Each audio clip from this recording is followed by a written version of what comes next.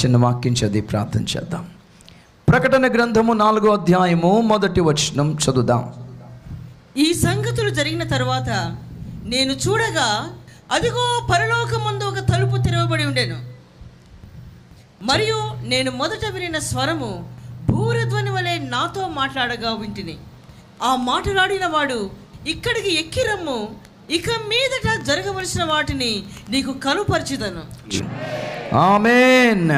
హల్లెలూయా, హల్లెలూయా. అపోస్తలుడైన యోహాను చూస్తున్న ప్రత్యక్షత, భవిష్యత్తు ఎలా ఉండబోతుందో ప్రత్యక్షంగా చూశాడు.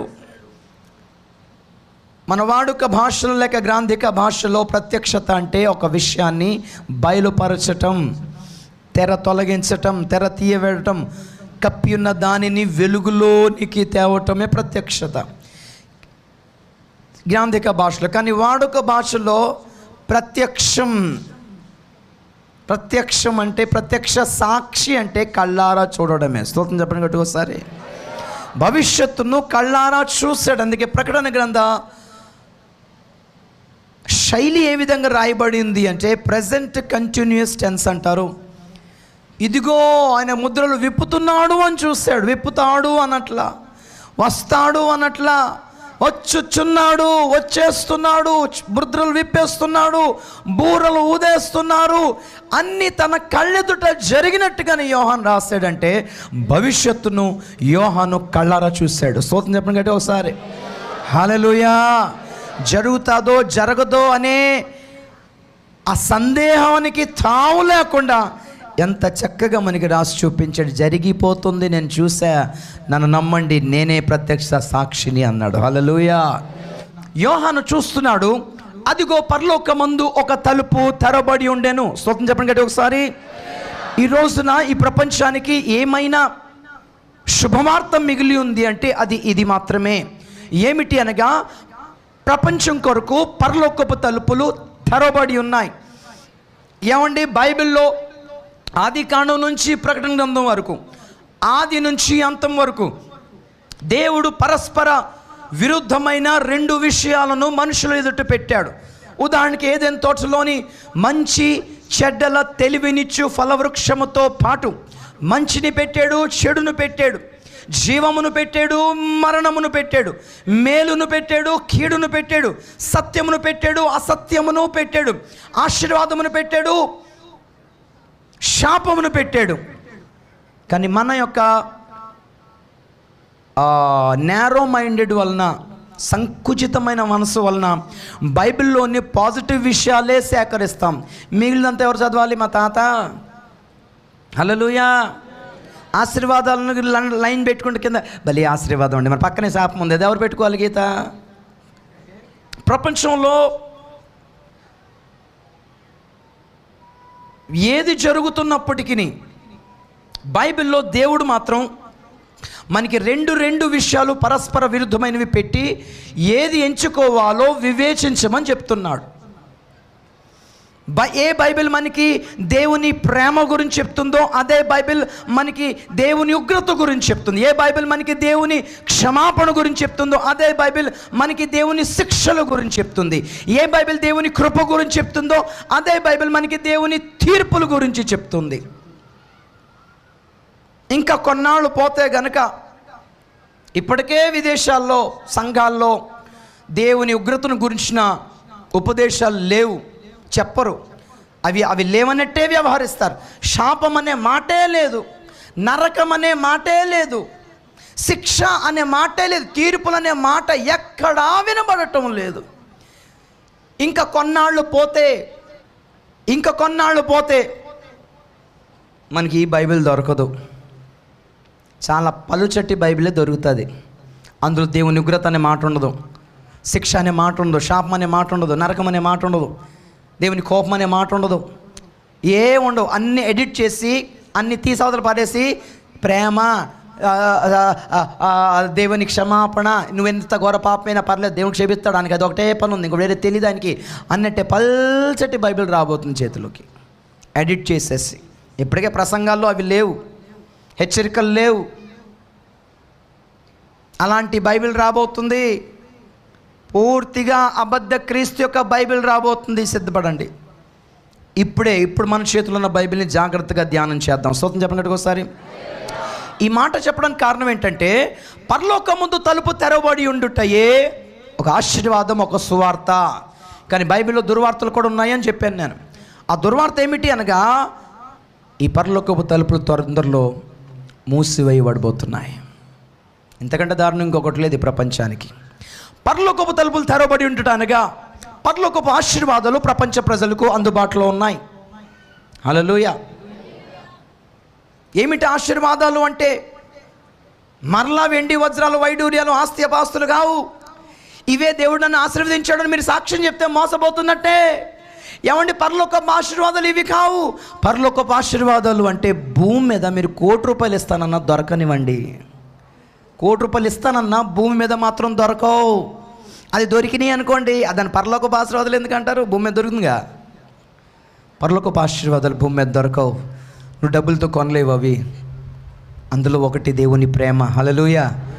ఆయన ప్రేమ లాంటి ప్రేమ భూమి మీద ఎవ్వరు చూపించలేరు. డబ్బులు ఇచ్చినా రావు.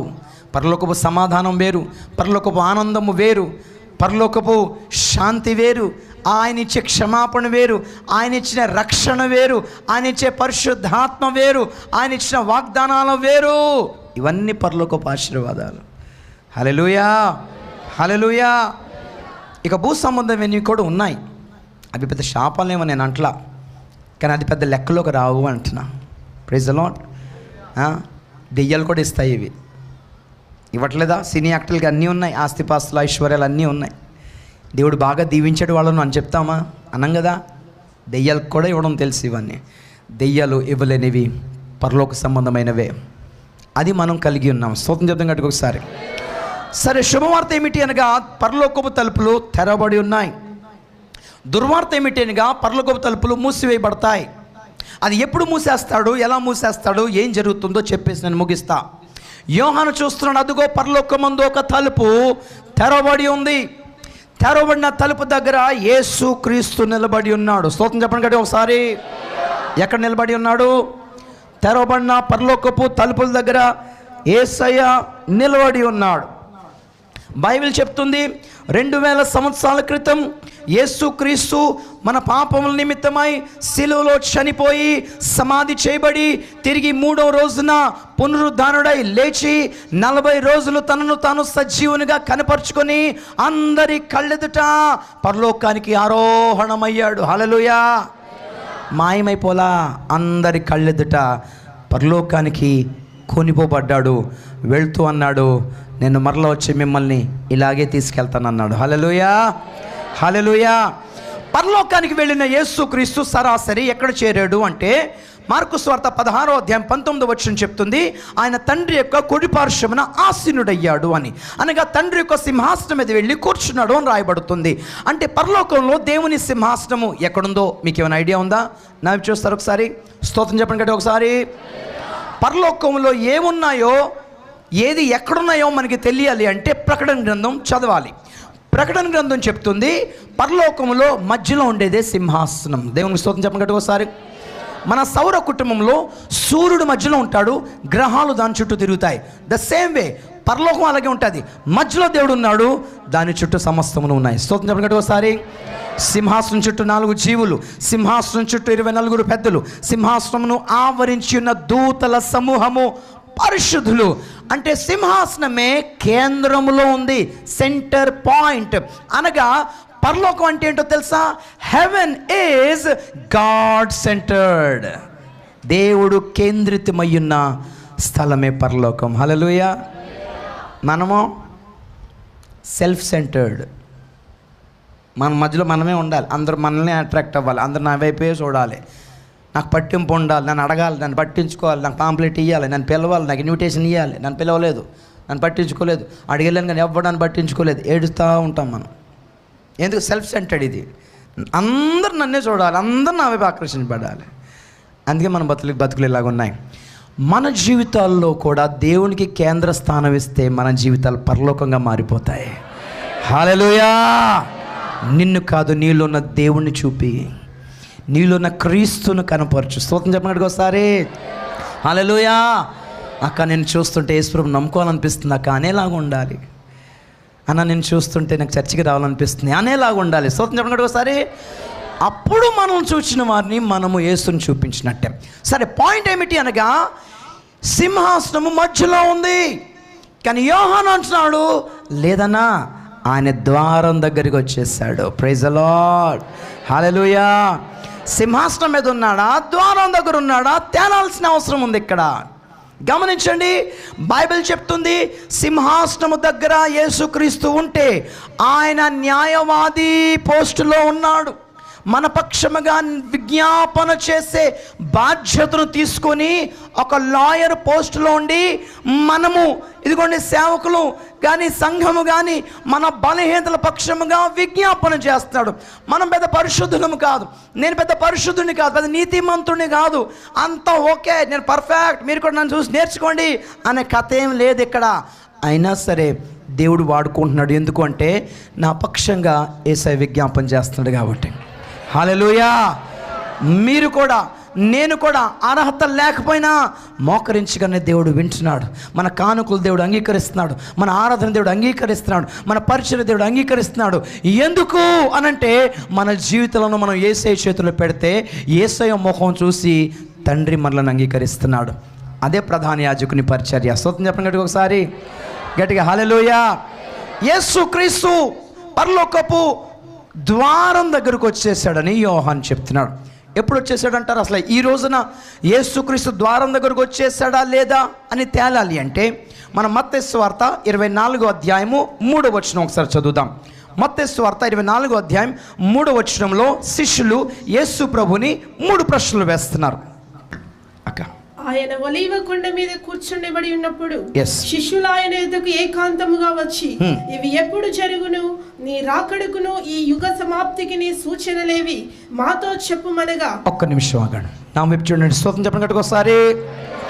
యేసు ప్రభు తొందరగా వస్తున్నాడో లేదో నీకు తెలియాలి అంటే ఖచ్చితంగా కేవలం ఒక ప్రసంగం మీద ఆధారపడకండి. దయచేసి శిష్యులు చేసిన పని చేయండి. శిష్యులు చేసిన పని ఏంటంటే వారు ఏకాంతముగా యేసయ్య దగ్గరికి వెళ్ళి గడిపారు. స్తోత్రం చెప్పండి గట్టిగా ఒకసారి. అడిగారు, ప్రభువా నిజం చెప్పు ప్రభువా, వచ్చేస్తావు కదా, లేక ఆలస్యం చేస్తున్నావా, నాకు ఏదో ఒకటి క్లారిటీ ఇచ్చేయి ప్రభువా. Praise the lord. హల్లెలూయా. వాక్యం వర్తమానం తర్వాత ముందు నీకంటూ ఒక పర్సనల్, నువ్వు పరిశుద్ధాత్మ పొందిన వాడవైతే, పరిశుద్ధాత్మ పొందిన దానివైతే ఒక్కసారి ఏకాంతంగా ప్రభు దగ్గర గడిపి ఈ జీవితంలో కష్టాలు, ఆ ఇళ్ళు స్థలాలు ఇవి మానేసి, ప్రభువా నువ్వు వచ్చే పక్షానైతే నాకు చెప్పు తొందరగా, నాకు ఆ ఫీలింగ్ కలిగి చేయి. స్తోత్రం చెప్పండి గట్టిగా ఒకసారి. హల్లెలూయా. ఖచ్చితంగా దేవుడు చెప్తాడు, నేను త్వరగా వచ్చేస్తాను, సిద్ధపడమని చెప్తున్నాడు. ఇప్పటికీ శిష్యులు అడిగారు ఏకాంతంగా వెళ్ళి, ప్రభువా ఇవి ఎప్పుడు జరుగును, నీ రాకడకును ఈ యుగ సమాప్తికి సూచనలేంటి, నీ రెండో రాకడికి అలాగే ప్రపంచం నాశనం అవ్వడానికి గుర్తులు సూచనలేంటి అని అడిగారు. నేనైతే డేటే అడిగేద్దాను, తారీఖు అడిగేద్దాను, ఇదంతా ఎందుకు గడవకు ప్రభువా, డేట్ చెప్పేయి. అందుకే శిష్యులు చాలా మంచోళ్ళు, సూచనలు అడిగారు. స్తోత్రం చెప్పండి ఒకసారి. ఏం అడిగారు? సూచనలు యేసు ప్రభు ఇవ్వటం మొదలుపెట్టాడు 4వ వచనం నుండి. అయితే ఒక నిమిషం, సూచనలు ఇవ్వడం మొదలుపెట్టాడు. ఇప్పుడు మనకి కావాల్సింది సూచనల తారీఖులా? గట్టి చెప్పాలి, సూచనలే. స్తోత్రం చెప్పండి గట్టిగా ఒకసారి. హల్లెలూయా.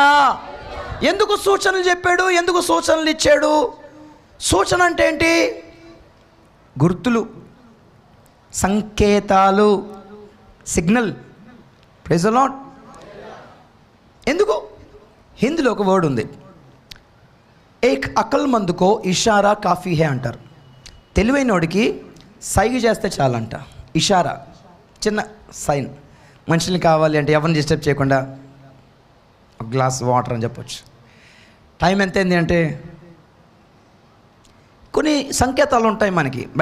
గట్టిగా నేస్తే డిస్టర్బ్ అవుద్ది మీటింగ్ అంటే, సైకిల్తోటే అయిపోద్ది.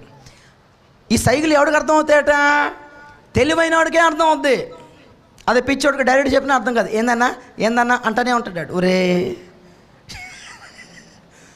అర్థమైందా? తెలివైన వాడికి చిన్న సిగ్నల్ ఇస్తే వాడు రెడీ అయిపోతాడట. అందుకే జ్ఞానం కావాలి. స్తోత్రం చెప్పండి గట్టి ఒకసారి. కొంతమంది ఎంత చెప్పు, ఎంత డైరెక్ట్గా చెప్పు, ఏమన్నా నువ్వేదో అంటావు అన్నావా, నాకు అర్థం కాలేదన్నా. మరి అదే మరి ఎంత ఏడిపిస్తారంటే కొన్ని బయటికి చెప్పుకోలేము, లోపలికి సీక్రెట్గా చెప్పాలంటే బయటికే అడిగేస్తాడు. అర్థమైందా? అబ్బా ఇలాంటి తట్టుకోలేం. యేసు ప్రభు సంఘానికి కొన్ని సంకేతాలు ఇచ్చాడు, గమనించాలి. ఎందుకు ఇచ్చాడు? డైరెక్ట్ చెప్పచ్చు కదా. ఇప్పుడు యేసు ప్రభు పరలోకంలో ఉన్నాడు, సంఘం భూమి మీద ఉంది. Praise the lord. ఇప్పుడు దేవునికి సంఘంతోనే పని, లోకంతో పనిలే. అర్థమైందా? దేవునితో ఆ సంబంధంలోకి రావాలంటే నువ్వు సంఘంలోకి రావాలి. స్తోత్రం చెప్పండి గట్టిగా ఒకసారి. బయట ఉంటానంటే పట్టించుకోడు.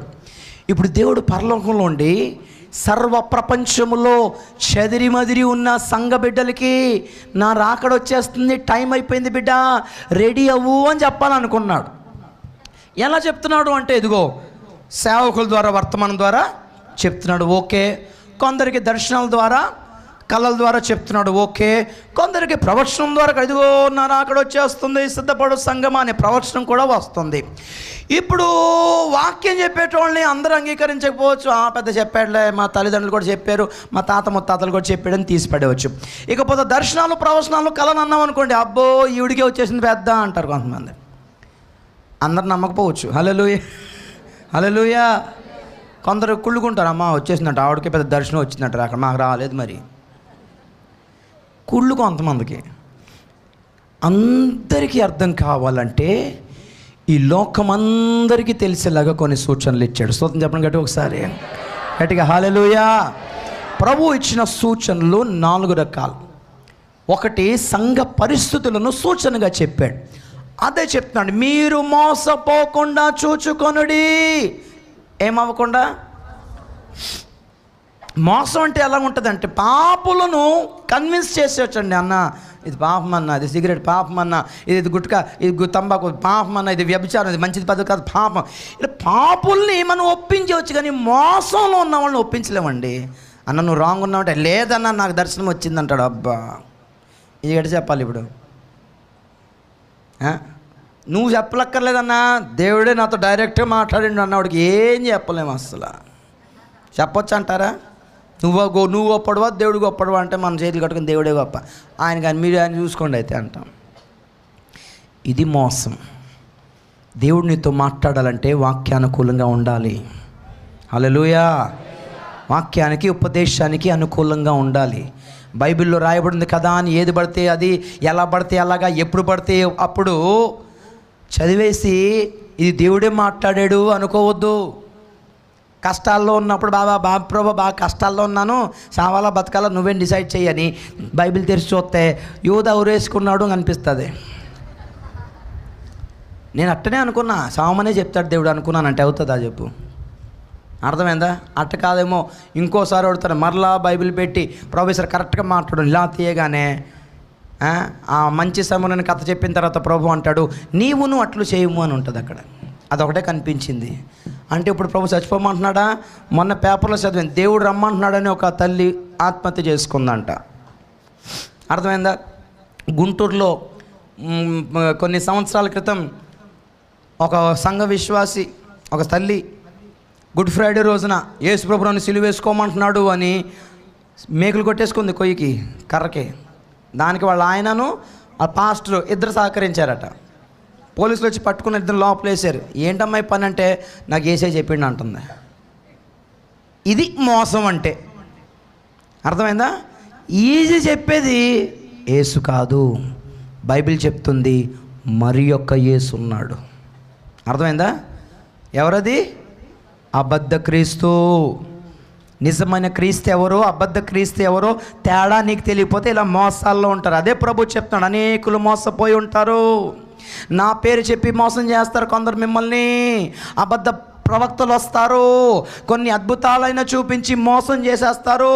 అయ్యో సంఘము మోసపోతుందేమో, అయ్యో ప్రభు పడిన ప్రయాసం వృధా అయిపోతుందేమో, సర్పము తన కుయుక్తితో హవ్వను మోసపుచ్చినట్లుగా ఈ కాలపు హవ్వ అయిన సంఘాన్ని ఈ సర్పము ఏ మాటలు చెప్పి మోసపుచ్చుతుందేమో నాకు భయం వేస్తుంది అని పౌలు బాధపడుతున్నాడు, ప్రార్థన చేస్తున్నాడు. సంఘమా, మోసపోకు.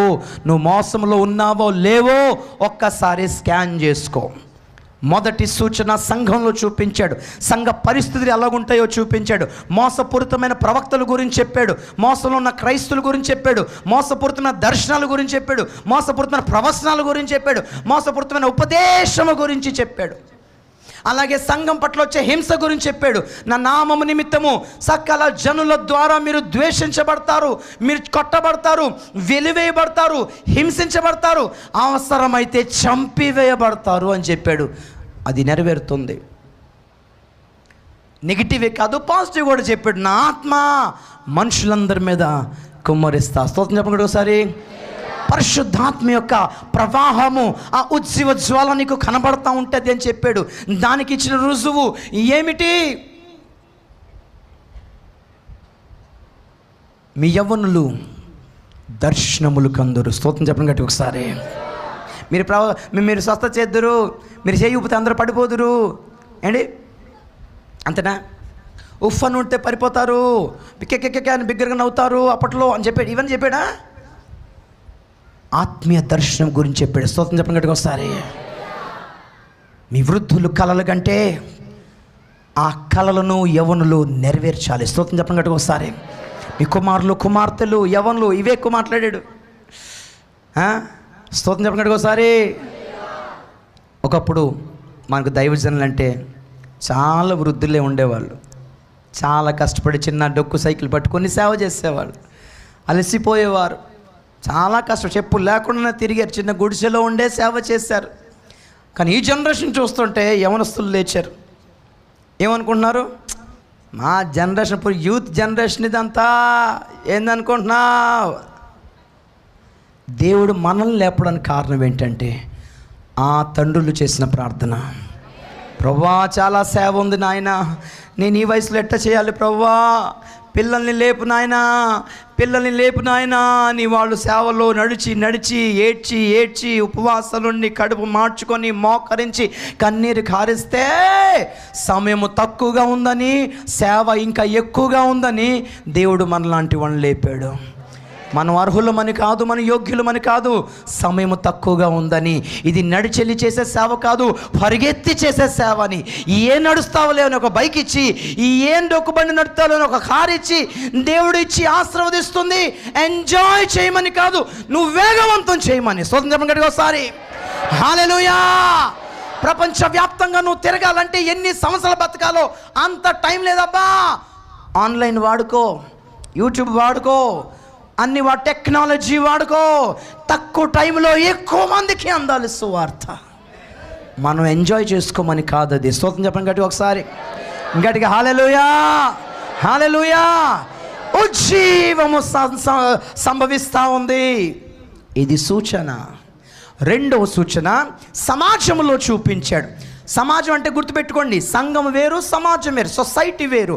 సంఘము వెలుపట ఉన్న సమాజంలో పరిస్థితులు ఎలాగుంటాయో ఈ మత్తయి సువార్త మీరు ఇంటికి వెళ్ళి చదువుకోండి. మత్తయి సువార్త 24వ అధ్యాయం అంతా మీరు చదువుకోండి. లూకా సువార్త 21వ అధ్యాయము 11 నుండి లాస్ట్ వరకు చదువుకోండి. లూకా సువార్త 17వ అధ్యాయము 22 నుండి లాస్ట్ వరకు చదువుకోండి. మార్కు సువార్త 13వ అధ్యాయము మొత్తం చదువుకోండి మీరు ఇంటికి వెళ్ళి. మీకు రాకడ సూచనలు 4 భాగాల్లో ఇవ్వడం జరిగింది. నేను చెప్పిన భాగాలు కరెక్ట్గా కనబడకపోవచ్చు, కానీ మీరు లెక్కేసుకొని దాన్ని విభజిస్తే కనిపిస్తుంది. మీరు చదవడం కష్టం అవుతుందని తీయకుండానే నేను చెప్తున్నాను. స్తోత్రం చెప్పండి ఒకసారి. సంఘము వెలుపటున్న సామాజిక పరిస్థితులు ఎలా ఉంటాయని చెప్పాడంటే, నోవహు దినాల వల్లే ఉంటాయి, లోతు దినాల వల్లే ఉంటాయి అన్నాడు. జనులు తినుచు త్రాగుచు, పెళ్ళాడుచు, పెళ్ళికి ఇవ్వబడుచు, ఇదే సంసారం ఇక జీవితం అంతా. వేరేదేం లేదు. తిన్నామా లేదా, చదివేవాం లేదా, ఉద్యోగం వచ్చిందా లేదా, పెళ్ళయిందా లేదా, పిల్లలు పుట్టారు లేదా, అందరికీ జనాలకే టెన్షన్, మనకు లేకపోయినా సరే.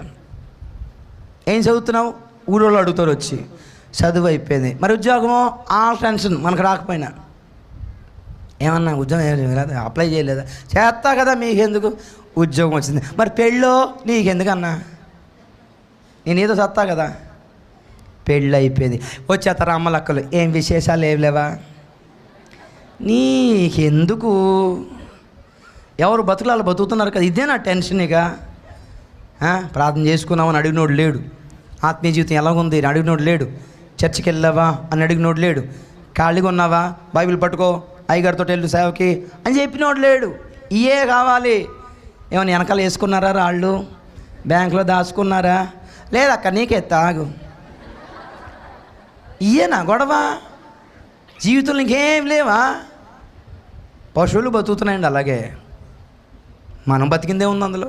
అన్యులు బతుకుతున్నారు, చదువుతారు, ఉద్యోగాలు సంపాదిస్తారు, పెళ్లి చేసుకుంటారు, పిల్లలకి అంటారు పిల్లలు భవిష్యత్తు కొరకు స్థలం చూసుకుంటారు, ఒక ఇల్లు రాసి పెడతారు, ఇల్లు కట్టి పెడతారు, అన్ని పిల్లల పేరు మీద రాసేస్తారు. వీళ్ళు మాత్రం ఇండియాలో ఉండరు, బయటే ఉంటారు వీళ్ళు పిల్లలు. ఆ లాస్ట్ ఎవరు ఉంటాడో ఎవరికి తెలియదు. జీవితం అంతా తినడం, త్రాగడం, పెళ్లి చేసుకోవడం, పెళ్ళికి ఇవ్వబడడం, సంసారం, కుటుంబము, సంపాదన, ఇన్సూరెన్స్లు, బ్యాంక్ బ్యాలెన్స్లు, పొలాలు, స్థలాలు, ఇండ్లు. ఇవేనా జీవితం అంటే?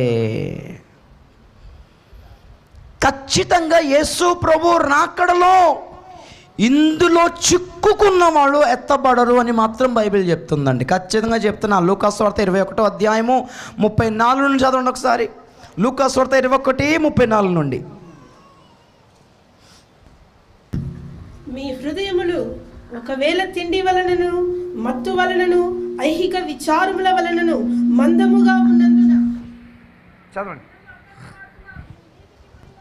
కాకుండా మీ విషయమై మీరు జాగ్రత్తగా ఉండుడి. ఆ దినము భూమి అందంతటా నివసించు వారందరి మీదకి అకస్మాత్తుగా వచ్చును. చాలు. నోవహు కాలములో కూడా జలప్రళయము గురించి 1000 సంవత్సరాలుగా సువార్త చెప్పబడింది అని చెప్తున్నాను నేను. ఈ కాలంలో కూడా ప్రజలకు హెచ్చరిక చేయబడుతుంది. అయినా బైబిల్ చెప్తుంది జలప్రళయం వచ్చి వారు దానిలో కొట్టుకొని పోవు వరకు ఎరుగకపోయిరి. అలాగా ఎరుగకపోయిరా? తెలీదా? చెప్పలేదా? హనోకు ప్రకటించాడు, మెతుషెల ప్రకటించాడు, నోవహు కూడా ప్రకటించాడు, నన్ను అడిగితే లేమేకు కూడా ప్రకటించాడు. ప్రళయం రాబోతుంది, ఓడ రెడీగా ఉంది, సస్తారయ్యా, లోపలికి రండయ్యా అని చెప్పారు. కానీ బైబిల్ అంటుంది జలప్రళయం వచ్చి కొట్టుకొని పోయే వరకు ఎరిగిపోయేరి. అంటే వాళ్ళు ఇలాంటి మీటింగ్కి వెళ్ళలా, హెచ్చరిక చేసే మీటింగ్కి వెళ్ళలా, హెచ్చరించే ఉపదేశం వినలా, పరిశుద్ధత అనే ప్రసంగాలు వినలా, లోకులు ఎలా బతకాలనే ప్రసంగాలు విన్నారు. అందుకే ఎరుగకపోయిరి. ఇక్కడ అంటున్నాడు ఏంటంటే అకస్మాత్తుగా వచ్చును ఆ దినం. ఎక్కడ అకస్మాత్తు? ప్రకటిస్తున్నాం కదా, మేము చెప్తున్నాం కదా వస్తుంది అని. చెప్తున్నప్పుడు విన్నవాడికి అది అకస్మాత్తు కాదు, విననోడికి వస్తే అది అకస్మాత్తు. అంటే ఇటువంటి ఉపదేశాలు, ఇటువంటి హెచ్చరికలకు ప్రజలు చెవులు ఇవ్వట్లా. అందుకే అకస్మాత్తుగా నాశనం అవుతారు. ఎవరా అకస్మాత్తుగా నాశనం అయ్యేది? తిండి వలన, మత్తు వలన, ఐహిక విచారాల్లో ఉన్నవాళ్ళు. వీళ్ళందరూ ఒకలాంటి ఊరిలో, ఒకలాంటి ట్రాప్లో చిక్కుకుపోయారు అని బైబిల్ చెప్తుంది. తిండి తినడం పాపం కాదు, నిద్రపోవడం పాపం కాదు, సంపాదించడం కూడా పాపం కాదు. స్తోత్రం చెప్పండి ఒకసారి. దానికి సంబంధించిన విచారాల గురించి చెప్తాడు, ఐహిక విచారాలు. ఇక్కడికి వచ్చి కూర్చున్నావు, నీ టెన్షన్ ఏంటి చెప్పు? బిడ్డ పెళ్ళి, పెద్దడికి ఉద్యోగము, సీటుకి అప్లై చేసినాము అని మొక్కలతో తెలిసిపోద్ది. అలా విచారంగా ఉంటాడు. ఎందుకన్నా రక్షణ పొందే సంతోషం లేదా? పోతే పోయింది, దేవుడు రొత్తే వెళ్ళిపోవడమేనా? నిరీక్షణ లేదు చాలామందికి. హలో, ఇంకొక 100 సంవత్సరాలు ప్రభు రాకడ ఆలస్యమైతే మనకు బిడ్డల్ని ఇచ్చిన దేవుడు వాళ్ళని స్థిరపరచగలడు. దానికి ఆయన సమర్థుడు. స్తోత్రం చెప్పండి ఒకసారి. నువ్వు అనుకుంటే దేవుడు నీకు పిల్లలు ఇవ్వలా, దేవుడు కావాలనుకుంటే నీకు ఇచ్చాడు. ఆయన వాళ్ళని ఎలా పోషించాలో బాగా తెలుసు. బాగా ఉద్యోగస్తులే బతుకుతున్నారంటే మేము బతకట్లేదు ఏమండి, మేము బతకట్లేదు కదా, మేము తింటలే మేము కదా. హాస్టల్ పాపం తిండి కూడా ఉండదు వీళ్ళకి, ఉద్యోగం చేస్తేనే బతుకుతారని మీరు అనుకుంటున్నారేమో. మేము బతుకుతున్నాం. స్తోత్రం చెప్పండి ఒకసారి. హల్లెలూయా. పొరపాటున ఒక సేవకుడికి బిడ్డని ఇవ్వట్లేదు ఈ రోజుల్లో. ఉపవాసం పెట్టి చంపేస్తాడు, తిండి ఉండదని. అర్థమైందా? సేవకులు బతుకుతున్నారు, మీకంటే దర్జాగా బతుకుతున్నారు. హల్లెలూయా, హల్లెలూయా. 15వ తారీఖు అయిపోగానే మీ జీతాలు అయిపోయాయి, మాకు ఆ టెన్షన్ లేదు. అర్థమైందా? 20 లక్షల కారు కొనుక్కొని బైక్ మీద వెళ్తున్నారు వీళ్ళంతా, పెట్రోల్ వేసుకోలేక. అర్థమైందా? కారు బయట తీసి కడిగి దాన్ని నున్నగా పామి మళ్ళీ పెట్టేస్తారు లోపలే. అంటే పెట్రోల్ అన్నా 15 ఎత్తుంది, ఇది బైక్ అయితే 70 ఎత్తుంది. మాకు ఆ టెన్షన్ లేదు. పెట్రోల్ 80 కానీ 100 కానీ రన్నింగే. సూత్రం చెప్పండి కడుగు సార్. మీకంటే దర్జాగా బతుకుతున్నారు సేవకులు. హల్లెలూయా, హల్లెలూయా.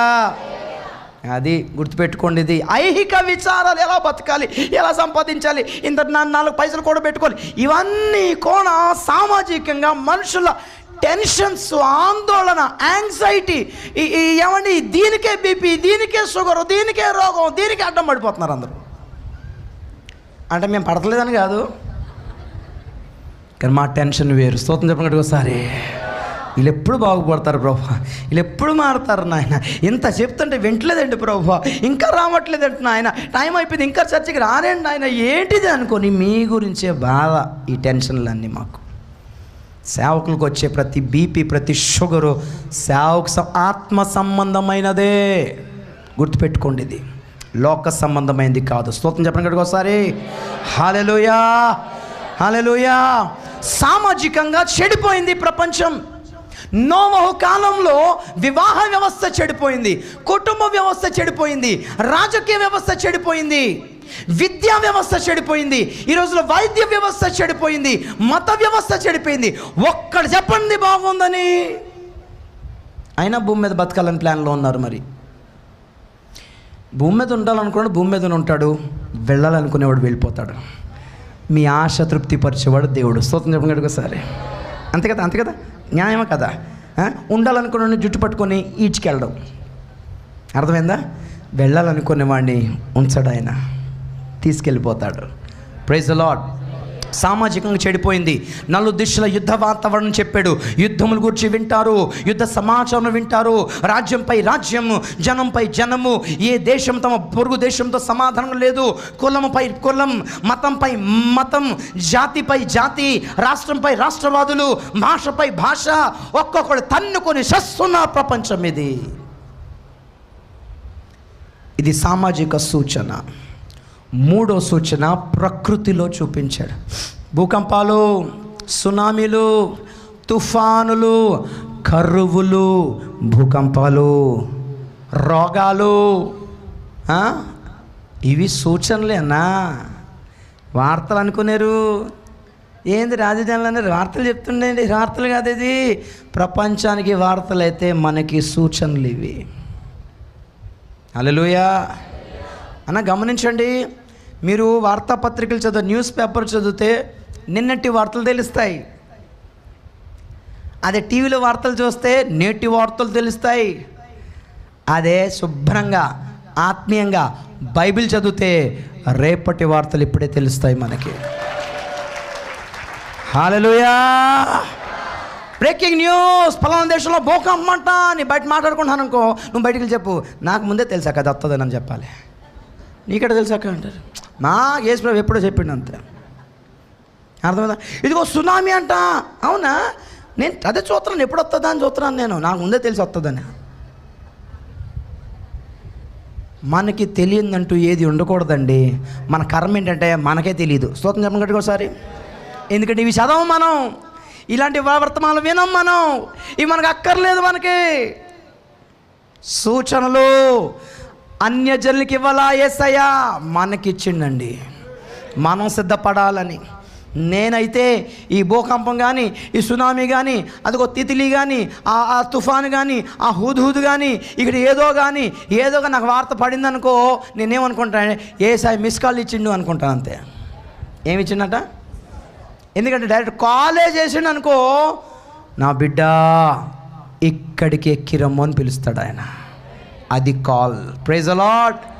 కాల్కి ముందు రెడీ అవ్వమని, సిద్ధపడమని మిస్ కాల్ ఇస్తున్నాడు. అవే ఈ సూచనలు. నాలుగో సూచన యూదులలో చూపించాడు. యూదుల గురించి చెప్తూ అంజూరపు చెట్టు లేతదై చిగురించినప్పుడు వసంతకాలం వచ్చేస్తుంది అని ప్రభు చెప్తున్నాడు. అంజూరపు చెట్టు అనగా యూద జనాంగానికి గుర్తు. యూదులు మరలా చిగురించే కాలం వస్తుంది అని చెప్పాడు. యూదులకు స్వాతంత్రము 1948 సంవత్సరము మే నెల 14వ తారీఖున వచ్చింది. ఆ రోజుతో యూదులను గురించిన అంజూరపు చెట్టు చిగురుస్తుందనే సూచన నెరవేరిపోయింది. 1948 మే 14వ తారీఖు యూదా జనాంగము, యూదా రాష్ట్రం లేక ఇజ్రాయేలు దేశము ఆవిర్భవించింది ప్రపంచ చిత్రపటంలో, వరల్డ్ మ్యాప్లో. కానీ వారికి యెరూషలేము రాజధానిగా ప్రకటించబడలా. వారికి యెరూషలేము రాజధానిగా ఇదిగో 70 సంవత్సరాల తర్వాత 2018 మే నెల 14వ తారీఖున ప్రకటించబడింది. అంజూరపు చెట్టు చిగురించింది. ఇప్పుడు మత్తయి సువార్త 24వ అధ్యాయము 32-33 వచనాలు చదువుదాం. అంజూరపు చెట్టును చూచి ఒక ఉపమానం నేర్చుకొనుడి. అంజూరపు కొమ్మ లేతదై చిగురించినప్పుడు వసంతకాలం ఇంకా సమీపంగా ఉన్నదని మీకు తెలియను. ఆ ప్రకారమే ఈ సంగతులన్నీ జరుగుట చూచి, ఈ 4 రకాలైన సూచనలు జరుగుట మీరు చూచినప్పుడు ఆయన సమీపముననే ద్వారం దగ్గరనే ఉన్నాడని తెలుసు. ద్వారం దగ్గరకు వచ్చేసాడని తెలుసుకోండి. స్తోత్రం చెప్పండి గట్టిగా ఒకసారి. మన ప్రశ్న ఏంటి? యేసయ్య ద్వారం దగ్గర ఉన్నాడు అనడానికి రుజువేంటి అనేది ప్రశ్న. బైబిల్ చెప్తుంది ఈ రాకడ సూచనలు నెరవేరే సమయానికి ఆయన సింహాసనము దగ్గర లాయర్గా, ఉత్తరవాదిగా, విజ్ఞాపనకర్తగా ఉండక ఆయన ద్వారము దగ్గరకు వచ్చేసి ఉన్నాడు అని మీరు తెలుసుకోండి అని బైబిల్ చెప్తుంది. ద్వారం దగ్గరకు వచ్చిన యేసు న్యాయాధిపతిగా నిలబడి ఉన్నాడు అని యాకోబు పత్రిక 5వ అధ్యాయం 9వ వచనం చెప్తుంది. చదువుదాం. యాకోబు 5:9. సహోదరులారా మీరు తీర్పు పొందకుండా నిమిత్తం ఇదిగో న్యాయాధిపతి వాకిట నిలిచి ఉన్నాడు. చాలు, నా వైపు చూడండి. స్తోత్రం చెప్పండి ఒకసారి. వాకిట, ద్వారము దగ్గర. English Bible, behold the judge stands at the door. పరలోకపు ద్వారం దగ్గరకు వచ్చి నిలబడ్డాడు యేసయ్య. న్యాయాధిపతిగా నిలబడ్డాడు. ఎవరి పక్షముగా విజ్ఞాపన చేయటానికి కాదు, డైరెక్ట్గా తీర్పు తీర్చటానికి. ఏమిటా తీర్పు? ప్రకటన గ్రంథం 4వ అధ్యాయం 1వ వచనం చదువుదాం. ప్రకటన గ్రంథం 4వ అధ్యాయం 1వ వచనం మరలా చదువుదాం. ఈ సంగతులు జరిగిన తర్వాత, రాకడ సూచనలు జరిగిన తర్వాత, సంఘ కాలము ముగింపుకు వచ్చిన తర్వాత అని అర్థం. ఈ సంగతులు జరిగిన తర్వాత నేను చూడగా అదిగో పరలోకమందు ఒక తలుపు తెరబడి ఉండెను. మరియు నేను మొదట వినిన స్వరము బూరధ్వని వలె నాతో మాట్లాడగా వింటిని. ఆ మాట్లాడిన వాడు ఇక్కడికి ఎక్కిరము, ఇక మీదట జరగవలసినవి నీకు కనపరచెదనని. ఇక మీదట జరగవలసిన వాటిని నేను నీకు కనపరచెదనని. వెంటనే నేను ఆత్మవశుడనైతిని. చాలు, నేను ఆత్మవశుడనైతిని. స్తోత్రం చెప్పండి గట్టిగా ఒకసారి. ద్వారం దగ్గరకు వచ్చేస్తే జరగాల్సిన కార్యక్రమం ఒక్కటే. ఏంటది? నా సంఘమా, నా జనమా, ఇక్కడికి ఎక్కిరము అని యేసయ్య పిలవబోతున్నాడు. Praise the lord. ఆ మాట యోహానికి ఎలా వినబడింది? బూరధ్వని వలె వినబడింది. Praise the lord. గట్టిగా హల్లెలూయా. ఇక్కడ 2 విషయాలు అన్నాడు. మొదట నేను వినిన స్వరము బూరధ్వని వలె మాట్లాడగా వింటిని. 2 ఉన్నాయి ఇక్కడ.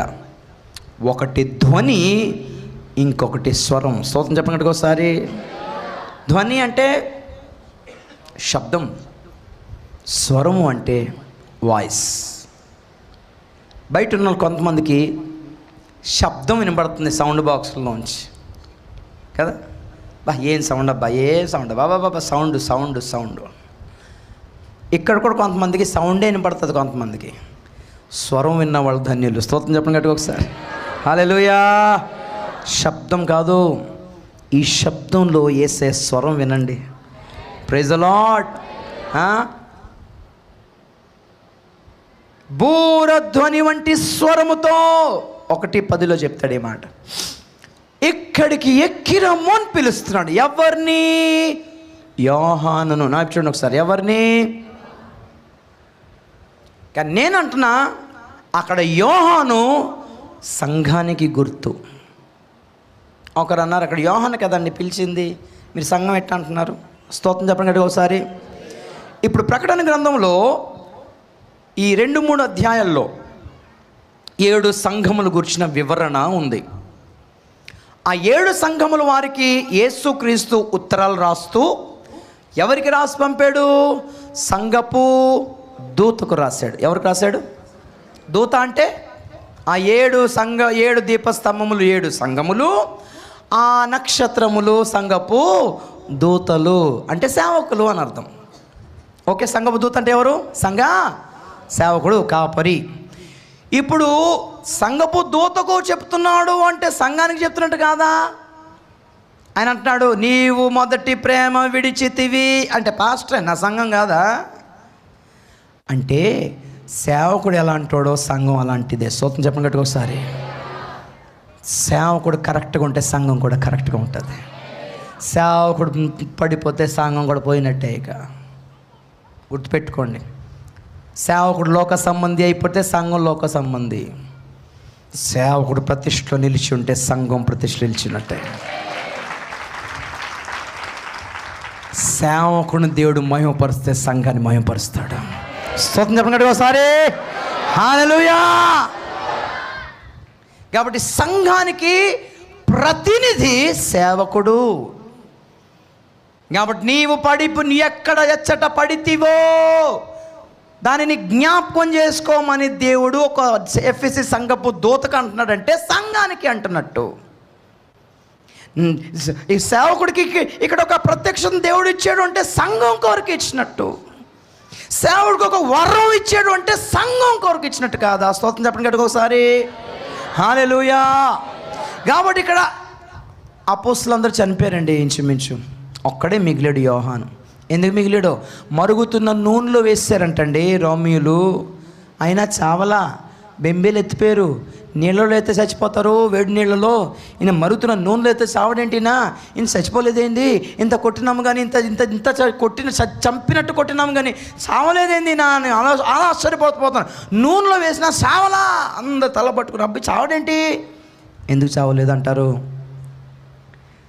నా రాకడ చూచే వరకు అతడు చావడు. ఒక ప్రవచనం ఆయన్ని కాపాడింది. స్తోత్రం చెప్పండి గట్టిగా ఒకసారి. అన్న మీరు కూడా యేసయ్య నుంచి ఒక వాక్కు పొందండి నీ వ్యక్తిగత జీవితంలో.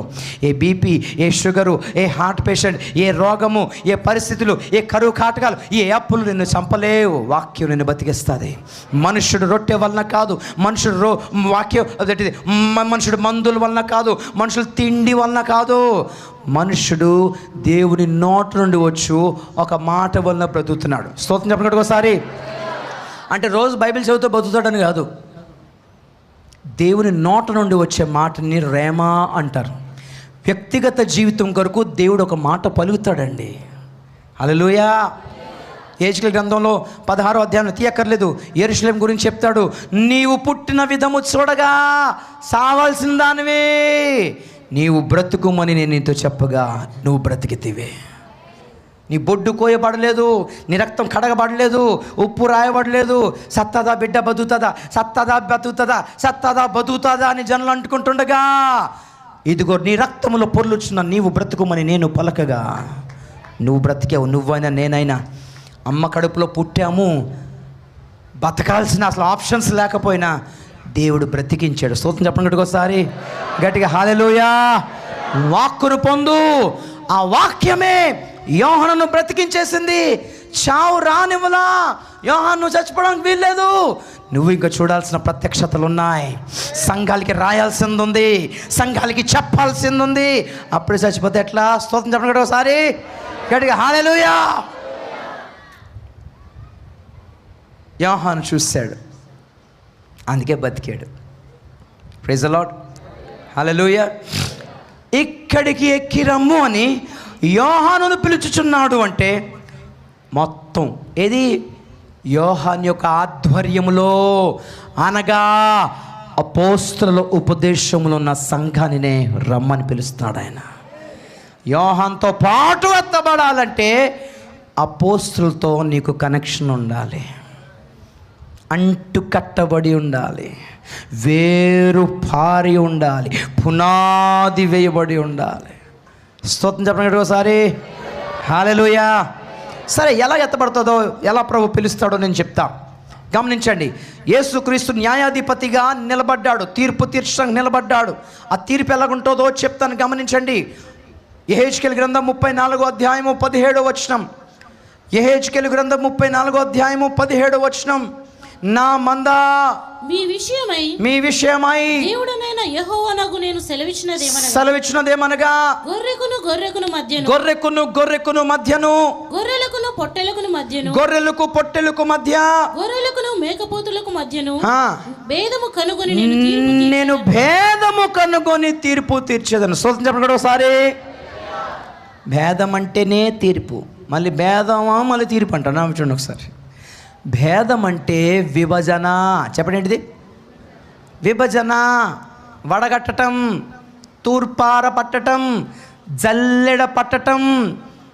గొర్రెకు మధ్య, గొర్రె అంటే విశ్వాసులే, ఆత్మ సంబంధమైన వాళ్ళకి శరీర సంబంధమైన వాళ్ళకి మధ్య నేను జల్లెడ పట్టి ఫిల్టర్ చేసి ప్యూర్గా ఉన్న వాళ్ళని తీసుకొని మైల పడిన వాళ్ళని పక్కన పెట్టేస్తాను అంటున్నాడు. అందరినీ తీసుకెళ్ళడండి. ఆత్మ సంబంధమైన వారికి శరీర సంబంధమైన వారికి మధ్య తేడా తీసుకొస్తాను అంటున్నాడు ఆయన. ప్రతిష్ఠితమైన దానికి లౌకికమైన దానికి తేడా తీసుకొస్తాను అంటున్నాడు. సేవకుల పరిచర్యే ఇది. లేవియకాండం 10వ అధ్యాయం 10వ వచనం చదవండి. లేవియకాండం 10:10. మీరు ప్రతిష్ఠింపబడిన దాని నుండి లౌకికమైన దానిని, అపవిత్రమైన దాని నుండి పవిత్రమైన దానిని వేరు చేయుటకును యెహోవా మోషే చేత ఇశ్రాయేలీయులకు ఆజ్ఞాపించిన సమస్త విధులను మీరు వారికి బోధించుటకును ఇది మీ తరతరములకు నిత్యమైన కట్టడ. ఇదే బోధించాలి. స్తోత్రం చెప్పండి ఒకసారి. లోకములో ఉన్న ఆత్మ సంబంధమైన దానిని వెంటాడండి, లోక సంబంధమైన దాన్ని వెంటాడకండి. అది ఎట్లా అంటారా అని అడిగితే, ప్రతిష్ఠితమైన దానిలో నుండి లౌకికమైన దానిని వేరు చెడు నేర్పమన్నాడు ఆయన. ఇది సేవకుల పరిచర్య. పవిత్రమైన దానిలో నుండి అపవిత్రమైన దాన్ని వేరు చేయమని, ఏరి పాడేమన్నాడు. అంతే, ఒక్కటే మాట. నేను చేసేది అదే, నువ్వు చేసేది అదే అన్నాడు యేసయ్య. నేను చేసిన సేవ అదే, నువ్వు చేయాల్సిన సేవ అదే. అదే బోధించమని చెప్పాడు. మనం ఏమో కలిసిపోతున్నాం. ఏదైనా నడుస్తుంది మనకి. ఏ సంఘమైనా ఒకటే, ఏ సేవకుడైనా ఒకటే, ఏ ప్రసంగమైనా ఒకటే, ఏ మీటింగ్ అయినా ఒకటే, ఏ టీవీ అయినా ఒకటే మనకి. ఏ టీవీ కార్యక్రమం, క్రైస్తవ ఛానల్స్ అంతా బైబిల్ ఉండి కదా చెప్తున్నారు అని. మంచిదే.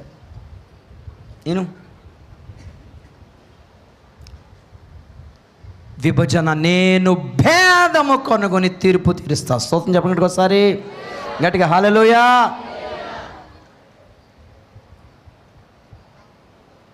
లూకా సువార్త 17:34 చదువుదాం. లూకా సువార్త 17, మనం యెహెజ్కేలు 34:17 చదివాము. లూకాలో 17:34. ఆ రాత్రి ఇద్దరొక్కరే మంచము మీద ఉందురు. ఇద్దరు ఒక్క మంచం మీద ఉందురు. వారిలో ఒకరు కొనిపోబడును, ఒకరు విడిచిపెట్టబడును. ఇద్దరు స్త్రీలు ఒక్క తిరుగలి విసురుచునుదురు. ఒకతే కొనిపోబడును, ఒకతే విడిచిపెట్టబడునను. ఒక నిమిషం. ఇక్కడ కూడా 3 గుంపులు ఉండాలి. ఇద్దరు పడుకున్నారు, ఒకరు ఎత్తబడ్డారు. ఇద్దరు తిరగలి విసురుతున్నారు, ఒకరు ఎత్తబడ్డారు. ఒరియా బైబిల్ 3 ఉన్నాయి, తెలుగులో 2 ఉన్నాయి. 3వ గుంపు మీకు తెలుగులో మత్తయి సువార్త 24:40 కనిపిస్తుంది. ఇద్దరు పొలంలో ఉన్నారు, ఒకరు ఎత్తబడతారు. ఇప్పుడు నాకు చూడండి. స్తోత్రం చెప్పండి గట్టిగా ఒకసారి. 3 గుంపులు అండి ఇక్కడ. ప్రభు రాకడలో సంభవించే రాకడ ప్రక్రియ లేక తీర్పు ప్రక్రియ, ఎత్తబడే సమయంలో జరిగే తీర్పు యొక్క ప్రక్రియ ఎలా ఉంటుందో ప్రభు చెప్తున్నాడు. ఇద్దరు పండుకొని ఉన్నారు, ఒకరే ఎత్తబడ్డారు. 2 స్త్రీలు తిరగలు విసురుతున్నారు, ఒక్కరే ఎత్తబడ్డారు. 2 పొలంలో ఉన్నారు, ఒక్కరే ఎత్తబడ్డారు. భూమి మీద 220 కోట్ల క్రైస్తవ జనాభా ఉంది ఈ రోజున. ఇక్కడ 2 అనంటే 2 కాదు, లిటరల్గా రిబ్కా గర్భములో 2 ఉండేవారు, ఏసావు యాకోబులు ఉండేవారు. దేవుడు అన్నాడు, వారు 2 వ్యక్తులు కాదు, 2 జనములు. హల్లెలూయా. వారు 2 జనములు, 2 జనం, 2 జాతులు వారు, లేక 2 గోత్రికులు అని అర్థం. కాబట్టి ఇక్కడ 2 అంటే 2 కాదు, 2 రకాలైన క్రైస్తవులు అని అర్థం, 2 రకాలైన విశ్వాసులు అని అర్థం, 2 రకాలైన సంఘాలు అని అర్థం, 2 రకాలైన సేవకులు అని అర్థం. యేసుక్రీస్తు రాకడలో మొదట లేపబడేది క్రీస్తునందు నిద్రించిన వారు, మరణించిన వారు. వీళ్ళే మంచం మీద పండుకునున్న 2. సమాధులు అన్నీ తెరుచుకోవు, ఆత్మ సంబంధమైన వారి సమాధులు తెరవబడి వాళ్ళు కొనిపోబడతారు. మిగిలిన ఒక గుంపు విడిచిపెట్టబడుతుంది. ఇక్కడ స్త్రీలు 2 ఉన్నారు. బైబిల్లో ఎన్నిసార్లు స్త్రీ వచ్చిందో ఆ స్త్రీ యొక్క సంఘానికి గుర్తు. మరి 2 స్త్రీలు ఎట్లున్నారు? మరి అదే 2 రకాలైన సంఘాలు ఉన్నాయని చెప్తున్నాను నేను. ఒకటి యేసుక్రీస్తు యొక్క సంఘం అయితే, ఒకటి అబద్ధ క్రీస్తు యొక్క సంఘం అండి. ఒకటి పరిశుద్ధాత్మ ద్వారా నడిపించబడే సంఘం అయితే, ఇంకొకటి అబద్ధ క్రీస్తు ద్వారా భ్రమపరిచే ఆత్మ ద్వారా నడిపింపబడుతున్న సంఘం. వీళ్ళిద్దరూ వాడుతున్న తిరగలి ఒకటే. బైబిల్ తిరగల్లో 2 రాళ్ళు ఉంటాయి. బండ, రాయి అనగా వాక్యం అని తెలుసు. మోషే 2 రాతి పలకల మీద నిబంధన తీసుకొచ్చాడు. అలాగే తిరగలిలో 2 రకాలైన రాళ్ళు ఉంటాయి. కింద దిమ్మ, పైన దిమ్మ. కింద దిమ్మ తిరగదు, నిలిచే ఉంటుంది. పైన దిమ్మ మాత్రమే తిరుగుతుంది. తిరగని కింద దిమ్మ మన బైబిల్లో ఉన్న లోగోస్ వాక్యానికి గుర్తు, స్థిరపరచబడిన వాక్యం అంటారు. పైన తిరుగుతున్న దిమ్మ రేమా వాక్యానికి గుర్తు, దేవుడు పలుకుతున్న ప్రత్యక్షతలకు గుర్తది. హల్లెలూయా. ఒకటే బైబిల్ 2 సంఘాలు పట్టుకున్నారు. అంటే తప్పుడు బోధ చేసినవాడు ఇదే బైబిల్ పట్టుకున్నాడు, అపోస్తుల బోధ చేసినవాడు ఇదే బైబిల్ పట్టుకున్నాడు, పరిశుద్ధాత్మ ద్వారా నడిపింపబడేవాడు ఇదే బైబిల్ పట్టుకున్నారు, అసలు పరిశుద్ధాత్మ లేదనేవాడు కూడా ఇదే బైబిల్ పట్టుకున్నాడు, రాకడ ఉందనేవాడు ఇదే బైబిల్ పట్టుకున్నాడు, లేదనేవాడు ఇదే బైబిల్ పట్టుకున్నాడు, త్రియేక దేవుడు తండ్రి కుమార పరిశుద్ధాత్మ నమ్మేవాడు ఇదే బైబిల్ పట్టుకున్నాడు, అసలు త్రియేక దేవుడు కాదనే, త్రిత్వం లేదనేవాడు ఇదే బైబిల్ పట్టుకున్నాడు. ఎన్ని తప్పుడు బోధలు వచ్చినా ఇదే బైబిల్ నుంచి వస్తున్నాయి, ఎన్ని ఘనమైన ఉపదేశాలు వచ్చినా ఇదే బైబిల్ వస్తున్నాయి. తప్పు బైబిల్ది కాదు, నువ్వు ఏ ఆత్మ ద్వారా నడిపించబడుతున్నావో దాని మీద ఆధారపడి ఉంది. హల్లెలూయా. సమస్య ఏంటంటే ఈ 2 సంఘాలు కలిసిపోయాయి. ఇక్కడ మనం ఒకటే, నువ్వు క్రిస్టియన్ నేను క్రిస్టియనే, మనంతా ఒకటే, అందరం కలిసి ఒకటే మీటింగ్కి వెళ్తున్నాం, అందరం కలిసి ఒకటే ఉంటున్నాం, అంతా ఒకటే లాగా కనపడుతుంది. ఒకటే కాదు, నేను భేదము కనుగొని తీర్పు తీరుస్తాను అంటున్నాడు ఆయన. పొలంలో ఉన్న 2 సేవకులు గుంపు, అందరు ఎత్తబడరు, విభజిస్తాడు. ఎందుకంటే ఇక్కడున్న స్త్రీ ఏమో యేసుక్రీస్తు యొక్క సంఘం, ఇక్కడున్న స్త్రీ అబద్ధ క్రీస్తు సంఘం. ఇక్కడ పరిశుద్ధాత్మ ఉన్నాడు, ఇక్కడ భ్రమపరిచే ఆత్మ ఉంది. ఇక్కడ పరిశుద్ధాత్మ వరాలు ఇచ్చాడు, ఇక్కడ కూడా కొన్ని వరాలు పనిచేస్తున్నాయి. ఇక్కడ స్వస్థతలు, వీళ్ళకి చర్చ్ ఉంది, వీళ్ళకి చర్చ్ ఉంది, వీళ్ళకి మీటింగ్లు ఉన్నాయి, వీళ్ళకి మీటింగ్లు ఉన్నాయి, ఇక్కడ జనం వస్తున్నారు, ఇక్కడ జనం వచ్చేస్తున్నారు. అంతా ఒకేలా కనపడుతుంది మనకి, కానీ డిఫరెన్స్ ఉంది అని బైబిల్ చెప్తుంది. జాగ్రత్త. ఇక్కడ పరిశుద్ధాత్మ కొందరు అపోస్తులను అభిషేకించి వాడుకుంటే, ఇక్కడ బ్రహ్మపరిచే ఆత్మ దొంగ అపోస్తులు, దొంగ ప్రవక్తలను అభిషేకించి వాడుకుంటున్నాడు. ఇక్కడ దర్శనాలు ఉన్నాయి, ఇక్కడ దర్శనాలు ఉన్నాయి, ఇక్కడ ప్రవచనాలు ఉన్నాయి, ఇక్కడ ప్రవచనాలు ఉన్నాయి. వీళ్ళు రాకడ కొరకు సిద్ధపడుతుంటే వీళ్ళు లోకం కొరకు సిద్ధపడుతున్నారు, అంతే తేడా. 2 కొరింథీ పత్రిక 11వ అధ్యాయం 4వ వచనం. 2 కొరింథీ 11:4. వచ్చిన వాడు ఎవడైనాను మేము ప్రకటింపని మరి ఒక యేసును చూడండి, ఇది గుర్తుపెట్టుకోండి, మరి యొక్క యేసు అని రౌండ్ చేసుకోండి. అక్కడ చదవండి. మరి ఒక యేసును ప్రకటించినను, లేక మీరు పొందని మరి ఒక ఆత్మను మీరు పొందిన. ఇక్కడ మరి యొక్క ఆత్మను కూడా రౌండ్ చేసుకోండి దాన్ని. అక్క మీరు అంగీకరింపని మరి యొక్క సువార్తను మీరు అంగీకరించినను. చాలు, మరి యొక్క సువార్త, దీన్ని రౌండ్ చేసుకోండి. ఇప్పుడు నా చూడండి, మరి యొక్క యేసు కూడా పనిచేస్తున్నాడు భూమి మీద, మరి యొక్క ఆత్మ కూడా పనిచేస్తుంది సంఘంలో, మరి యొక్క సువార్త కూడా ప్రకటించబడుతుంది. యేసుక్రీస్తు సువార్త సభలో అనగానే ప్రతీది ఒరిజినల్ కాదు, ప్రతి సేవకుడు ఒరిజినల్ కాదు, బైబిల్ పెట్టుకున్న ప్రతి సేవకుడు ఒరిజినల్ కాదు, దర్శనం చూపించి స్వస్థత చేసి ప్రవచనం చెప్పే ప్రతి సేవకుడు ఒరిజినల్ కాదు బ్రదర్. మన కర్మ ఏంటంటే ఈ బ్రహ్మపరిచే ఆత్మకి పరిశుద్ధాత్మకి తేడా ఏంటో వివేచనతో కూడిన ఉపదేశము చెప్పేవారు కరువయ్యారు, ఉన్న పిలుచుకోరు. పిలిచినా వచ్చినా పట్టించుకోరు, మనకు అక్కర్లేదు ఇవన్నీ. ఇక్కడ శరీరానికి స్వస్థత వచ్చిందా లేదా, కడుపుకి తిండి దొరికిందా లేదా, ఒంటికి బట్ట దొరికిందా లేదా, మెడకి చైన్ వచ్చిందా లేదా, ఇల్లు కట్టుకున్నామా లేదా, ఇది కావాలనుకున్న వాడికి ఈ వివేచన రాదు అసలు. ఏ ఆత్మ ద్వారా నడిపింపబడుతున్నారో సేవకుల్ని స్కాన్ చేయాల్సిన అవసరం ఉందండి. బైబిల్ నుండి తీసి చూపించినా అంత సత్యము కాదు. బైబిల్ ఒక మాట ఉంది, సత్యవాక్యము అని. చెప్పండి, ఏ వాక్యం అంటే దాని అర్థం ఏంటి చెప్పండి? అబద్ధవాక్యము కూడా ఉందని. సత్యస్వరూపి అయిన ఆత్మ అని అంటున్నాడంటే అబద్ధపు ఆత్మ కూడా ఉందని తెలుస్తుంది మనకి. నేను సంఘానికి మధ్యను, సేవకుడికి మధ్యను, విశ్వాసికి మధ్యను, ఉపదేశానికి మధ్యను, ప్రతిష్ఠితమైన దానికి లౌకికమైన దానికి మధ్యను భేదము కనుకొని తీర్పు తీరుస్తా కాచుకోండి అంటున్నాడు ఆయన. మలాకి గ్రంథం 3:17-18 వచనాలు. మలాకి గ్రంథం 3:17-18 వచనాలు. నేను నియమింపబో దినము రాకడ కొరకు, సంఘం ఎత్తబడుట కొరకు నేను ఒక దినాన్ని నియమించెను. ఆ దినము రాగా వారు నా వారై నా స్వకీయ సంపాద్యమయుందురు. తన్ను సేవించు కుమారుని కనికరించినట్లు. 18 చదవండి చాలు. అప్పుడు నీతి గలవారెవరో, దుర్మార్గులెవరో, దేవుని సేవించు వారెవరో, ఆయనను సేవింపని వారెవరో, మీరు తిరిగి కనుగొందురు. మీకు క్లారిటీ వస్తుంది అంటున్నాడు. నా చూడండి ఒకసారి, స్తోత్రం చెప్పండి ఒకసారి. నేను నియమింపబో దినము రాగా, మీరందరూ నా వాళ్ళు గారు, నా వాళ్ళు ఎవరో నేను క్లియర్ చేస్తాను మీకు.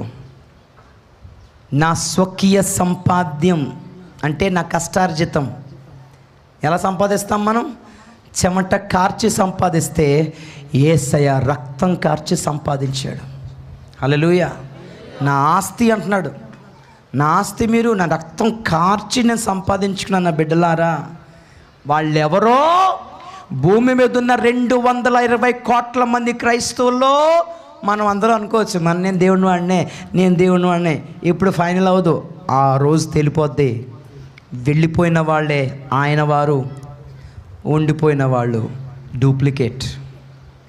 ఆ దినము రాగా వారు నా వారై నా స్వకీయ సంపాద్యమయుందురు.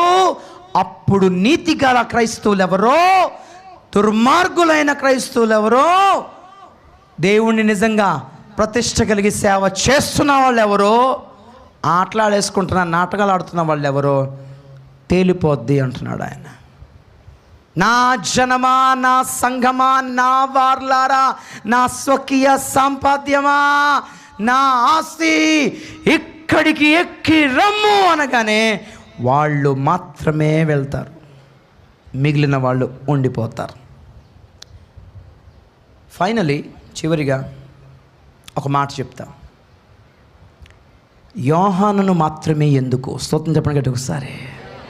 ఈ భాగ్యము, ఈ ప్రత్యక్షత, ఈ పిలుపు యోహానుకు మాత్రమే ఎందుకు ఇచ్చాడు? చాలా బలమైన కారణం ఉంది.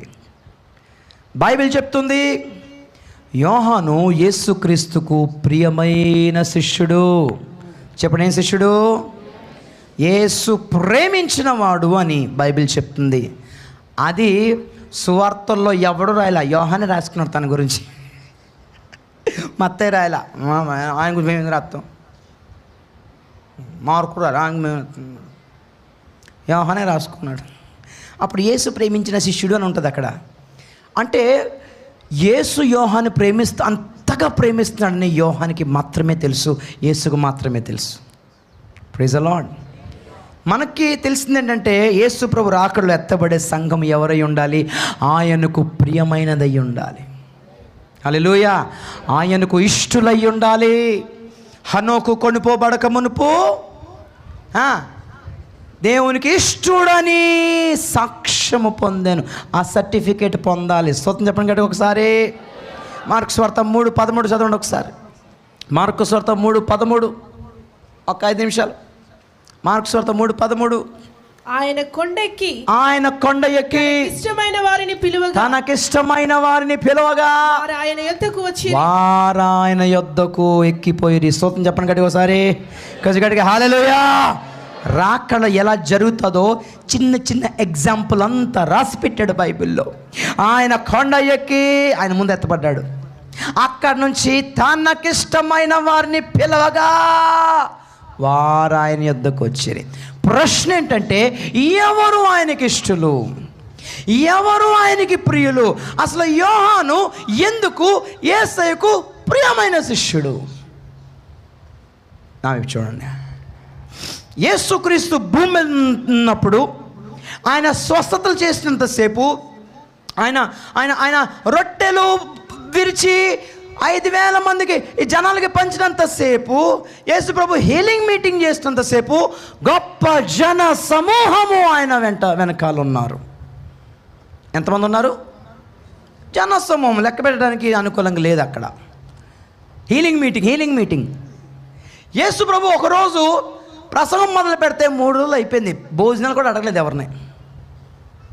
అప్పుడు లెక్కటంటే 5,000 మంది పురుషులు బ్యాలెన్స్. అరే జనసమూహం ఏరి. ఈయన ప్రసంగం మొదలు పెడితే ఆపడని వెళ్ళిపోయారు సగం. మిగిలింది 5,000 మంది పురుషులు. స్త్రీలను పిల్లలను లెక్క పెట్టొద్దు అన్నాడు. ఎందుకు? బట్టలారి సత్రాన్ని స్త్రీ వెళ్ళిపోతున్నట్టు. పోయి మీద పాలు పెట్టొచ్చని ఆల్రెడీ వెళ్ళిపోతుంది. ప్రారంభం నుంచి లాస్ట్ వరకు తిరుగుతూనే ఉన్నారు వీళ్ళు. ఎంట్లేదు కూర్చొని కుదురుగా. అర్థమైందా? ఈసారి తర్వాత కొన్నాళ్ళకి ఈ 5,000 మంది దగ్గరేమో 5 రొట్టెలు 2 చేపలు పంచాడు. కొన్నాళ్ళ తర్వాత మరలా ఉపవాసుకోవటం పెడితే ఈసారి 1,000 తగ్గారు. 4,000 మంది పురుషులే. అప్పుడు ప్రభు అనుకున్నాడు ఈసారి రొట్టెలు ఎక్కువ, 7 రొట్టెలు. జనం తగ్గారు. కర్మ, జనం బాగా వస్తున్నారు అని భోజనం ఎక్కువ వండేటప్పుడు తక్కువ వస్తుంటారు. జనం పెద్ద రారలే అని తక్కువ ఉన్నప్పుడు ఎక్కువ చేస్తుంటారు. మన బాధలు ఇవి. మొత్తం మీద ఈసారి టైం అయిపోతుంది, నా రాకడ, నేను వెళ్ళిపోవాలి పరలోకం తండ్రి దగ్గరికి అనుకున్నప్పుడు ఏమన్నాడంటే, బాగా బోధ చాలాసార్లు విన్నారు కానీ, ఫుల్ బోధ విన్నారు కానీ సేవకు ఎంతమంది వస్తారు అనేసరికి 82 మంది వచ్చారు. ఎంతమంది? 82 మంది వచ్చారు సేవకి. ఈ 5,000 మంది జనం ఎట్టిపోయారు. అప్పుడు 4,000 మంది, 1,000 మంది కూడా కాదు కనీసం. 82 ఇంత వాక్యం విని పరలోక రాజ్యం కొరకు, పరలోక రాజ్యం అంటే అబ్బలేదు, లోకం కొరకే బతుకంతా. 82 మంది వచ్చారు. ఫోన్లో ఎంతమంది వచ్చారు వాళ్ళకి బోధిస్తానని చెప్పేసరికి, నా రక్తమును త్రాగి నా శరీరం తినవాడు నిత్య జీవం కలవాడంటే ఈ 82లో 70 మంది అవ్వా ఏం ప్రసంగం అది ఏం బోధ, అది మాంసం తినమన్నాడేంటి, మనిషి మాంసం ఆత్మ సంబంధమైన అర్థాలు తెలియక బైబిల్ కొంతమందికి అర్థం కావట్లే. ఇది కఠినమైన మాట, పచ్చి మాంసం తినమంటాడంటే, పచ్చి రక్తం తాగమంటాడంటే దెయ్యంగాని పట్టిందా అనుకుని వీళ్ళకి అర్థం కాక ఆ రోజు నుంచి వీళ్ళు వెనక్కి వెళ్ళిపోయారు అంట. యేసు ప్రభుని ఇంకా వెంబడించలేదంటే 70 మంది వెళ్ళిపోయారు. అంతకుముందు కొంత సేవ చేశారు వీళ్ళు, మధ్యలో వెళ్ళిపోయారు. ఈ మాట ఎక్కడుందో తెలుసా? అదో పెద్ద 666 అంటే యోహాను సువార్త 6వ అధ్యాయం 66వ వచనంలో ఉన్న మాట ఇది. నోట్ చేసుకోండి. 666. వాక్యాన్ని లోతుగా అర్థం చేసుకోలేని వాళ్ళు, వాక్యంలో ఉన్న ఉపదేశం అర్థం చేసుకోలేని వాళ్ళు, ఆత్మ సంబంధం ప్రత్యక్షతలు లేని వాళ్ళు, వాక్యాన్ని కేవలము అక్షరంగానే అనుకునే వాళ్ళందరూ 666 మొదలే. వీళ్ళంతా ఈడ వెళ్ళిపోయారు. 12 మంది మిగిలేరు. ప్రభు అన్నాడు, మీరెందుకున్నారు, మీరు కూడా పోకపోతేరా అంటే పేతురు, ఎక్కడ పోతాం ప్రభు, నీవే నిత్య జీవపు మాటలు కలిగిన వాడవి అంటే, ప్రభు అన్నాడు, నువ్వు చెప్పేవు కానీ మిగిలిన ఎందుకు సైలెంట్గా ఉన్నారు నాకు బాగా తెలుసు, మీలో ఒకడు సైతాన్ ఉన్నాడు అన్నాడు. అతను నన్ను నమ్మేస్తాడు 30 వెండి నాణాలకి. అపోస్తుల పరిచర్య నీకు ఇంపార్టెంటా, 30 వెండి 30,000 నీకు ఇంపార్టెంటా? అరే నువ్వు అపోస్తులుగా నేను నిలబడి ఉంటే, పరిశుద్ధాత్మ పొందుకుని ఉంటే, పెంతెకొస్తు రోజున ఒక్క వారం ఆగి ఉంటే ఈ 3,000 మంది 5,000 మంది తమ చరస్థిరాస్తులు అమ్మి పాదాల దగ్గర పెడుదురు కదా. 30,000 ఏం కర్మ, కోట్లు వచ్చి పడేవి, అవునా కాదా? అందుకే అంట శవాల మీద చిల్లర డబ్బులు ఏరుకునే బుద్ధి పోలేదు జనాలకి. అది కూడా చిల్లర డబ్బులు కొన్నిటినైనా అసహించుకోండి. చిచి ఈ డబ్బులు నేను ఎడతానా, చిచి ఈ డబ్బులా, చిచి ఈ బంగారం నాకెందుకు అనే ఒక డిగ్నిటీ ఉండాలి. ఎవడు డబ్బులు ఇస్తే పోవడమే అటు. అర్థమైందా? అసహ్యంగా ఘోరంగా యూదా ఇస్కరియోతు తప్పిపోయాడు, 11 మంది మిగిలేరు. పోని మీరన్నా మిగిలేరు కదా నడుద్దాం పదా అని అనుకునేసరికి యేసు ప్రభు భుజం మీద సిలువ పడింది. ఏం పడింది? అందరూ వదిలేసి వెళ్ళిపోయారు. అంటే అర్థం ఏంటి చెప్పనా? పరిస్థితులు బాగున్నంతసేపు నేనున్నానయ్యా, నీకు నేనున్నాను ముందుకు వస్తారు. సిలువ రాగానే వదిలేసి వెళ్ళిపోతారు అందరూ. దాన్ని బట్టి అర్థం అవుతుంది ఎంత నమ్మకస్తులో. కానీ ప్రభు అంటాడు శిష్యులతో 22-28 లూకాలో, నా శోధనలో నాతో నిలిచి ఉన్నవారు మీరే గనుక నాతో సింహాసనం మీద కూర్చుండబోయేవాడు కూడా మీరే. స్తోత్రం చెప్పగలడు ఒకసారి. కష్టాలు లేనంతసేపు, ఘనంగా ఉన్నంతసేపు, మహిమగల స్థితిలో ఉన్నంతసేపు, అన్ని సౌకర్యవంతంగా ఉన్నంతసేపు బోల్డ్ మంది వచ్చిన వాళ్ళు ఎవరు ఉండరు. ఇలా కష్టాల్లో నిలిచిన వాళ్ళే మహిమలో కూడా నిలిచి ఉంటారు. స్తోత్రం చెప్పండి ఒకసారి. చదువుతారన్నమాట లూకా 22-28. నా శోధనలో నాతో కూడా నిలిచి ఉన్నవారు మీరే. చదవండి. గనక నా తండ్రి నాకు రాజ్యం నియమించినట్టుగా నా రాజ్యంలో నా బల్ల యొద్ద అన్నపానములు పుచ్చుకొని 12 సింహాసనాల మీద కూర్చుని ఇశ్రాయేలు 12 గోత్రముల వారికి మీరు తీర్పు తీరుస్తారు. స్తోత్రం చెప్పండి ఒకసారి. కొంచెం హల్లెలూయా. బాగున్నంతసేపు అందరూ ఉంటారన్నా అక్క, బాగోలేనప్పుడు దగ్గరుండి నేనున్నానక్క, నేనున్నానన్నా, నేను ఎక్కడ పోనన్నా అని సహకరించేవాడే ఆ రాజ్యములో మహిమగల స్థలంలో ఉండి పరిపాలిస్తూ తీర్పు తీరుస్తూ బల్లలో అన్నం తింటారట. స్తోత్రం చెప్పండి గట్టిగా ఒకసారి, గట్టిగా హల్లెలూయా. ఇప్పుడు నా చూడండి ఒకసారి ముగిస్తా. స్తోత్రం చెప్పండి గట్టిగా. యేసుక్రీస్తు సిలువ వేయబడ్డాడు. ఆయన సిలువ ఘోరంగా కనబడుతుంది. ఎవ్వరూ లేరు. సైనికులు ఈడ్చుకుంటా వెళ్ళిపోయారు. సైనికులు ఈడ్చుకుంటూ వెళ్ళి రాత్రంతా కొరడా దెబ్బలు కొట్టారు. శిష్యులు ఎక్కడ పడితే అక్కడ దాక్కొండిపోయారు, భయపడుతున్నారు. అయ్యో మేము కూడా బయటికి వెళ్తే మమ్మల్ని కూడా చంపేస్తారేమో అని భయపడుతున్నారు. అందరూ దూరంగా ఉన్నారు. స్వస్థతలు చేసినంతసేపు బాగానే ఉన్నారు. ఆశీర్వాదాలు, ఉద్యోగాలు, స్థలాలు, పొలాలు, పెండ్లు, సంతానం అన్నంతసేపు ఉన్నారు నా దగ్గర. నాకు ఈ సిలువ బాధ వచ్చినప్పటికీ ఎవ్వడు నా దగ్గర లేడు. యోహాను ఒక్కడే ఉన్నాడు కాబట్టి ఇతడు ప్రియమైన శిష్యుడు. సిలువలో, శ్రమల్లో, కష్టాల్లో, నిందల్లో, అవమానాల్లో కూడా యేసును గట్టిగా పట్టుకున్న వాళ్ళే ప్రియమైన వాళ్ళండి. నీ ఆశీర్వాదాలు సాక్ష్యాలు ఎవరికి కావాలి? నీ స్వస్థత సాక్ష్యాలు ఎవరికి కావాలి? నీ కష్టాల్లో కూడా యేసును విడవకుండా ఉంటే అది సాక్ష్యం. అప్పుడు ఇష్టురాలు ఇష్టుడివి. అందుకే యోహాన్ని ఈ తనకు ఇష్టమైన వాళ్ళని, ప్రియమైన వాళ్ళని, ఎవరు వీళ్ళంతా? సిలువ సమయములో కూడా యేసును గట్టిగా పట్టుకున్న వాళ్ళు. హల్లెలూయా, గట్టిగా హల్లెలూయా. సిలువ ప్రతి వారి జీవితంలో సిలువ వస్తుంది. యేసుని గట్టిగా పట్టుకోండి. స్తోత్రం సరే. ప్రభు రాకడ వచ్చేస్తుంది. ఇలాంటి వాళ్ళని ఎక్కడికి ఎక్కిరమ్మని పిలుస్తాడు. సంఘం పరలోకానికి వెళ్ళిపోద్ది. మత్తయి సువార్త 25:10 చదువుకుందాం, ముగించుకుందాం. మత్తయి సువార్త 25:10 మత్తయి సువార్త 25:10. వారు కొనిపోవచ్చుండగా కొనబోవుచుండగా పెండ్లి కుమారుడు వచ్చెను. పెండ్లి కుమారుడు వచ్చెను. అప్పుడు సిద్ధపడి ఉన్నవారు అతనితో కూడా పెండ్లి విందుకు లోపలికి పోయిరి. అంతటా తలుపు వేయబడెను. చాలు. అంతటా తలుపు వేయబడెను. ఇది దుర్వార్త. సంఘం వెళ్ళిపోగానే చెప్పాను నేను, యేసుక్రీస్తు పరలోకపు ద్వారం దగ్గర ఉన్నాడు. సంఘాన్ని పిలవబోతున్నాడు, ఇక్కడికి ఎక్కిరమ్ము అని. ఎప్పుడు పిలుస్తాడో సూచనలు నెరవేరగా ఆయన ద్వారం దగ్గరకు వచ్చేసాడు. ఒకటే మిగిలింది, సంఘాన్ని పిలిచే కేక మిగిలింది. అది వినబడే రేంజ్లో ఉందాము, ఆయన నెట్వర్క్ పరిధిలో ఉందాము. నా బిడ్డ ఇక్కడికి వచ్చేయమనగానే ఆ శబ్దము, ఆ స్వరము బూరధ్వని వలె మనకు వినబడగా, ఈ భూమి మీద నుండి మనం కొనిపోబడగా, సంఘం పరలోకానికి పోగా ద్వారము వేయబడును. పరలోకపు ద్వారం వేయగానే ప్రకటన 9 ప్రకారము తీయొద్దు.